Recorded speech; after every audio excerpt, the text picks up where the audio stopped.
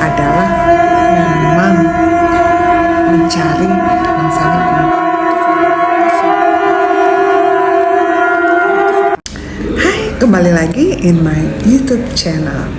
Kita mau bahas-bahas lagi, kita mau cerita lagi tentang cerita-cerita horor yang saya alami ya, yang saya alami selama ini gitu. Nah, yang kemarin kan kita cerita tentang wow ya, wow yang suka sama perempuan ya kan gitu ya. Memang targetnya wow itu bukan. Jadi buat teman-teman di sini ya, buat teman-teman yang perempuan, usahakan ya kalau tidur harus menggunakan busana, jangan memancing gitu ya, karena dia suka tuh sama cewek-cewek yang tidak menggunakan busana. Oke, kita bahas selanjutnya masalah tentang ada energi negatif yang masuk ke rumah kan gitu ya, masuk ke rumah. Ini sih sebenarnya dari pohon ya, pohon yang di depan rumah gitu. Oke, jadi pohon yang di depan rumah itu mempunyai energi yang sangat tidak bagus gitu. Kenapa saya bilang begitu? Karena saya punya terapis yang punya sixth sense gitu ya. Terapis yang punya sixth sense. Jadi setiap dia datang ke rumah, dia tidak mau ngeliat ke depan pohon itu gitu. Waktu tanah itu belum dibangun menjadi rumah gitu. Jadi waktu itu setiap kali dia datang, dia langsung aja masuk ke rumah. Saya tanya, kenapa kamu nggak mau masuk ngeliat ke situ?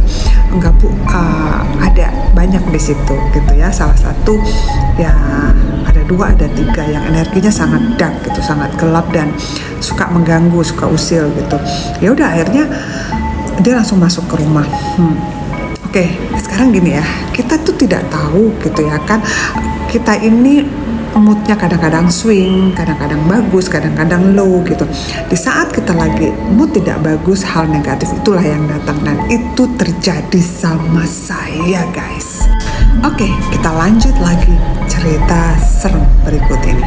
Oke, terus udah gitu, di depan rumah itu dulu ya, sebelum rumah di depan rumah saya itu dibangun, tanah itu kosong dan ada pohon gede banget, nggak tahu itu pohon jengkol atau pohon apa itu yang sangat besar gitu ya.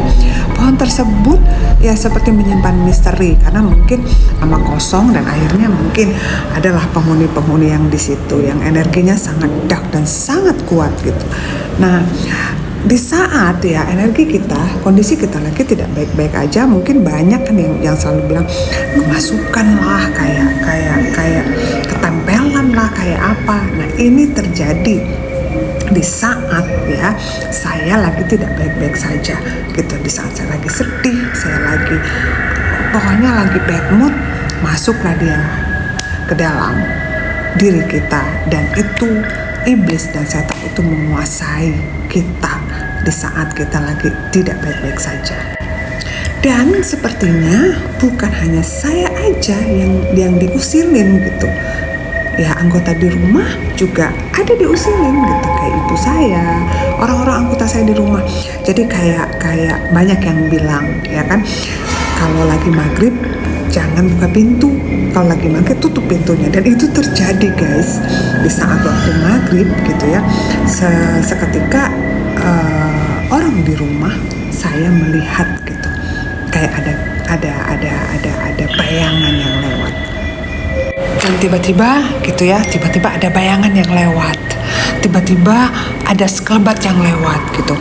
Dan tiba-tiba tanpa sengaja kayak di depan pintu tuh kayak ada ngintip. Oh my god, merinding ya kan. Nah terus kadang-kadang di saat yang bersamaan gitu, nggak bersamaan lah, beberapa hari setelah itu, kalian tahu nggak, kalau mungkin orang tua pada tahu ya, tanya sama orang tua, kalau misalnya tahu ada cicak yang bening yang transparan itu apa? Betul, itu Syaitani rajim. So ya di sini kita pesannya adalah diingatkan kita untuk ya gitu ya, kalau misalnya untuk pergantian waktu antara siang ke malam itu kan maghrib, dan di saat itulah mereka berkeliaran. Jadi mana yang kenapa-napa langsung tutup pintu ya, langsung sholat. Mungkin kita diingatkan untuk sholat ya. Oke, segitu aja ceritanya. See you in my next video. Bye bye. Jangan lupa subscribe, nyalain loncengnya supaya mendapat cerita-cerita berikutnya lagi. Bye bye.